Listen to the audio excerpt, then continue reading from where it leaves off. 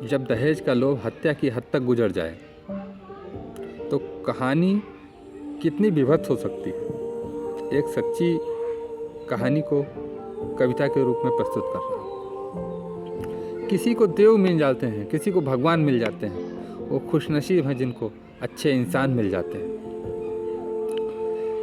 ये दुनिया जानवरों की कई किस्म रखती है, लेकिन किस्मत जब साथ ना दे तो हैवान मिल जाते हैं।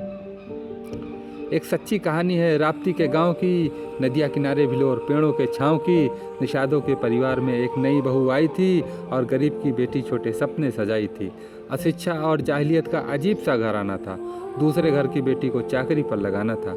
बड़ी बहन ब्याही थी गांव के ही परिवार में, और छोटी भी खुश रहेगी माँ बाप थे इसी आसार में। पति बिस्तर तक पति था, फिर ठेकेदार था। वो बंधुआ मजदूर थी, काम का भरमार था। सास की नौकरानी थी, वो नन्नत की गुलाम थी। ताने मारपीट गाली गलौज ये बातें आम थी। पैर भारी हो गए पर रिश्ते हल्के ना हुए, और बोझ भी बढ़ता गया पर अपने अपने न हुए। एक बेटी आ गई, कोई रिश्ता अपना सा मिला, पर बेटी ही पैदा हुई ये ताना भी सुनने मिला। 3 साल बीत गए, जिंदगी बढ़ती गई। 3 साल बीत गए, जिंदगी बढ़ती गई, और दिन बीतते गए पर दरिंदगी बढ़ती गई। पीहर गरीब था, सब जानकर खामोश थे। रो रो कर जिंदगी कट रही, सब किस्मत के ही तो दोस्त थे। वो बहन अपनी जो रहती थी उसी गांव में, महीनों मिलने न देते। बेड़ियाँ थी पाँव में, और बेटी पर भी निर्दयी लाठियाँ अब गिरने लगी। माँ कब तक सस्ती, माँ कब तक चुप रहती। अब वो खुलकर कुछ कहने लगी, लेकिन खरकने लगी थी अब इन जालिमों की आंख में। रास्ते से कब हटा दें सोचते इसी ताक में। एक दिन खलिहान में दिन तय हुआ वो आखिरी, और चाहिए दहेज दूजी, करे चुप हो चाकरी। कानाफूसी चल रही थी घर में ही इसको मार दें, और कैसे कैसे क्या जुगत है कैसे इसकी जान लें। सुन रही थी झरोके से वो अपनी सांसें थाम कर, और रात तक की थी मुसाफिर, चुप थी सब कुछ जानकर। दौड़ी भागी बड़ी व्याकुल, क्या करे अब क्या करे। जान नन्ही गोद में है इसकी चिंता में डरे। भागी भागी बहन के घर जा बताया हाल सब, और रात है ये आखिरी, काल आखिर काल तक। बहन का परिवार लेकिन न पड़ा जंजाल में, पड़ोसी की बात आखिर न पड़ा बवाल में। पीहर को खबर कर दी इतनी ही मदद हो गई, जल्द ही आएगा कोई सोचकर वो सो गई। रात में आहट हुई, घेर कर थे सब खड़े। हाथ जोड़ रोने लगी, जान बख्श दो पैरों पड़े। गिरकर कह रही मैं चली जाऊंगी कहीं, और जीने दो बच्ची की खातिर इतनी ही विनती रही। जाग गई बेटी भी और जा लिपट कर रोने लगी। फिर मिलन होगा नहीं, माँ सोचकर पापा खोने लगी।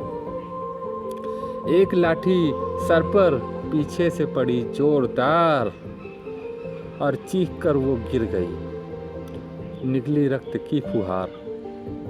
लाठी से गला दाबकर पति और सास थे छोर पर, हैवान दाबे हाथ पैर ननद और ससुर बड़े जोर पर।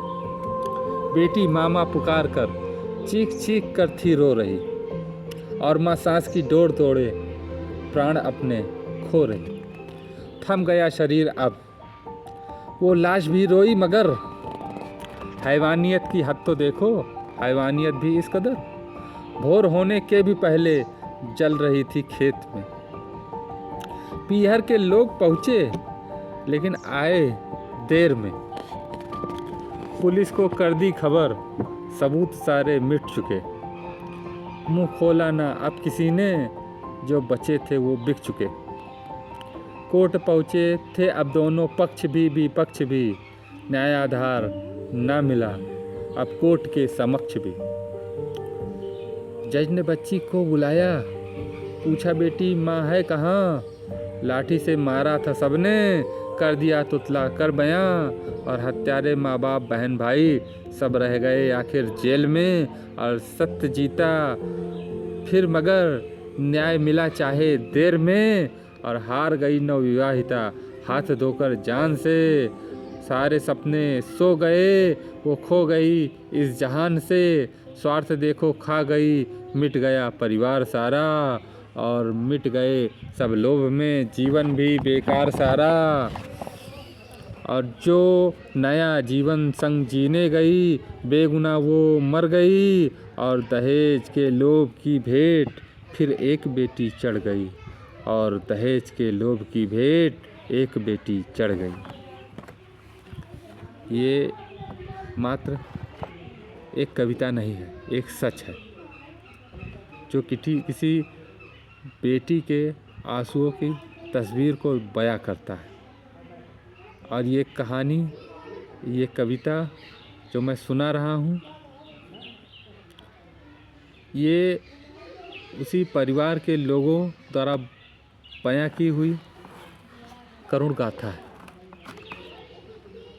जो मैंने सुनी और कविता में परिवर्तित किया। धन्यवाद।